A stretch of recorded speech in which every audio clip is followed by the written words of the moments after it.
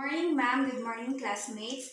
So, my name is Danica Isil Carino, and I am going to report about the Article 8, which is entitled The Teacher and the Learner. In evaluating the grades of the students, the following rules of conduct must be observed. So, Section 1. The teacher has a right and duty to determine the academic marks and the promotion of the learners in the subject they handle. So the teacher himself or the one who will determine the grades or remarks of the students, not the parents, not the students, but the teacher or the subject teacher himself. Section 2. A teacher should recognize that the interest and the welfare of learners are his first and foremost concern and shall handle each learner justified and impartially. If you're a teacher, you should consider each of your students. Imagine you have 30 students inside the classroom, so you should not just focus only on 10 students, but instead you should focus on each of the students. The best standard if you are a teacher is you should consider the number of students inside the classroom. Because when you are a teacher, you should know your capacities in handling different students. First and foremost, the concern of the teacher is the interest and the welfare of his learners. Section 3. Under no circumstance shall a teacher be prejudiced or discriminate against learners. This is a good section for the protection of the teacher. That everyone should not misjudge or judge immediately the teacher himself, not only to the students but also to the parents of the students. We all know that teachers are also human beings. They have feelings and also they are not perfect. So um, with that doesn't mean that we are going to judge them. That people or students have the right to prejudice a teacher or misjudge him. So, for example, someone will tell to the teacher that that teacher is not good in teaching. So you should not judge directly to the teacher because teachers are also humans. They have feelings. They can be hurt with your words.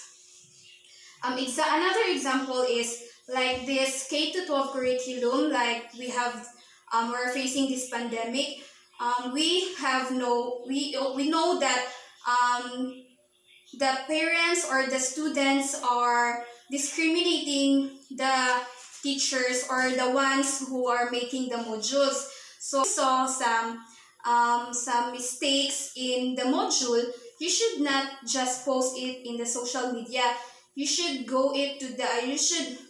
um, go directly to the teacher and approach him in nice way, not just by posting it in social media. So in section 4, a teacher shall not accept favors or gifts from learners, their parents or others in their behalf in exchange for requested concessions, especially if undeserved. The teacher should not accept gifts from learners or parents in exchange of the special request if not deserved of the students. Section 5. A teacher shall not accept directly or indirectly any remuneration from tutorials other than that what is authorized for such service. If you're the subject teacher, you should provide subject tutorial after class to cope for the students to cope up. It is not right that the parents will give a payment to you because it is your duty to help the students cope to that subject, specifically that subject. Um, it is not right to accept money from parents of the student. So next is section 6. A teacher shall base the evaluation of the learner's work only in merit and quality of the academic performance. It should be in the academic performance in evaluating the learners. Not just because you like that specific students, you should give them a higher grades. Not just because you don't like the students, you will give him or her a failing grades. So you should be fair enough in giving grades which the students deserved. So now let's move on to section 7. Where mutual attraction and subsequent love develop between teacher and learner, the teacher shall exercise at most professional discretion to avoid scandal, gossip, and preferential treatment of the learner. In this section, you will find out whether the teacher can have intimate relationship with the learner. So, as what I have researched, there is no specific rules or that says that teachers should not have intimate relationship with the students. But in this section, if there is subsequent love or mutual attraction between the teacher and the students,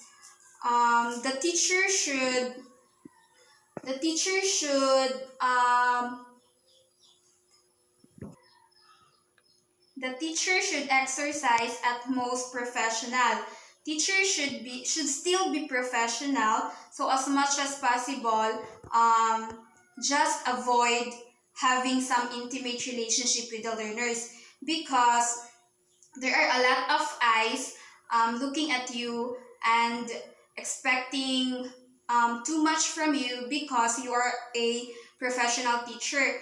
So that is what we call the demands of the society. So next is section 8. A teacher shall not inflict corporal punishment on offending learners nor make deductions from their scholastic ratings as a punishment for acts which are clearly not manifestation of poor scholarship. So in this section, the teacher should not punish physically the students or the learners because um, it may cause you trouble. Not like before, the teacher can punish the students to discipline them, but now we cannot. The teacher cannot make it because there are now rules or law that the teacher cannot punish them. Pwede naman ka matulfo. So you cannot just punish them through corporal punishment. So next is section 9. A teacher shall not ensure that conditions contribute to the maximum development of learners are adequate and shall extend needed assistance in preventing or solving learners' problems and difficulties. So it is the right of the teacher to help the students or to help solving learners' problems and difficulties of the students. Next is Article 9, which is entitled The Teachers and the Parents. Section 1. Every teacher shall establish and maintain cordial relations with parents and shall conduct himself to merit their confidence and respect. So, the teacher and the parents' relationship are connected. So, when we say connected, it is a team responsibility that they are the ones who are is thinking of the success of the daughter or the son of that parent. So it is their duty to help the students to become successful. Section 2. Every teacher shall inform parents through proper authorities of the progress and deficiencies of learners under him, exercising at most candor and tact in pointing out the learner's deficiencies and in seeking parents' cooperation for the proper guidance and the improvement of learners. So it is the duty of the teacher to inform the parents of what is the mga kulang sa bata or the ones that is needs improvement. Next is section 3. A teacher shall hear parents' complaints with sympathy and understanding and shall discourage unfair criticism. So it is the right of the parents to tell of what it is the duty of the parents to tell or ask about his son or daughter. He should ask about the parents can ask about the progress of his child. Next is Article 10, the teacher and business. Section 1. A teacher has the right to engage directly or indirectly legitimate income generation, provided that it does not relate to or adversely affect his work as a teacher. So in this section, it is well said that the teacher can have a business, but he or she should not. He or she should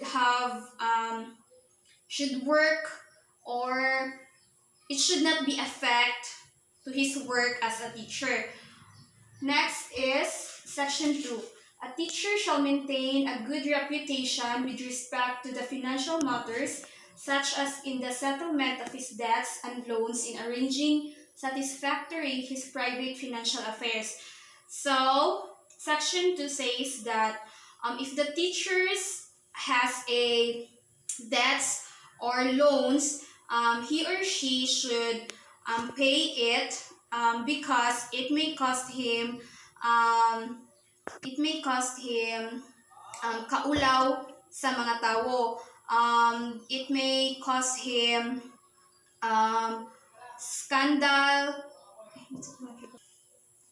bad reputation as a professional teacher. So it is not right to do it because it may cause you pakaulaw sa mga tao. Next is section 3. No teacher shall act directly or indirectly as agent of or be financially interested in any commercial venture which furnish textbooks and other school commodities, in the purchase and disposal of which he can exercise official influence, except only when his assignment is inherently related to such purchase and disposal, provided they shall be in accordance with the existing regulations, provided further that members of duly recognized teachers' cooperatives may participate in the distribution and sale of such commodities. So this refers to the belongings of the school, which the teacher is kanang ginabaligya nila or gipangwartahan ang mga gamit sa schools. So it is not right. Next is Article 11, the teacher as a person. Section 1, a teacher is above all a human being endowed with life, for which it is the highest obligation to live with dignity at all times, whether in school, in the home, or elsewhere. So it is the teacher is also a human being having a dignity and should behave in public or in private properly. So next is section 2. A teacher shall place premium upon self-discipline as the primary principle of personal behavior in all relationship with others and in all situations. So the teacher should have has a principle of personal behavior to all the people, not only to the students but as well as to the co-teachers, the principals, and also the parents. Next is section 3. A teacher shall maintain at all times a dignified personality, model worthy of emulation by learners, peers, and all others. So it is said that the teachers are the role models of the society. So what the students see to you as a teacher can be can be can also be made or follow by the students because they are thinking that what the teacher is doing is the right thing to do. Next is section 4. A teacher shall always recognize the Almighty God as guide of his own destiny and of the destinies of men and nations. So the teacher should ask guidance from our Almighty God in order for him or her to teach the students for the better future. Next is Article 12, Disciplinary Action. Um, Section 1. Any violation of any provision of this code shall be sufficient ground for the disciplinary action consisting of revocation of his certification of registration and license as a professional teacher, suspension from the practice of teaching profession, or reprimand or cancellation of his temporary special permit under causes specified in Section 23, Article 3 or RA number 7836, and under Rule 31, Article 8 of the Rules and Regulations implementing RA 7836. So this refers to the disciplinary action that can be done if the teachers um, may not may or the teacher does not obey any rules or any law which is indicated in the Code of Ethics. So next is Article 13, the effectivity. Section 1, this code shall take effect upon approval by the Professional Regulation Commission and shall take effect after 60 days following its publication in the Official Gazette or any newspaper or general circulation, whichever is earlier. So that's all my report. Good morning. Thank you.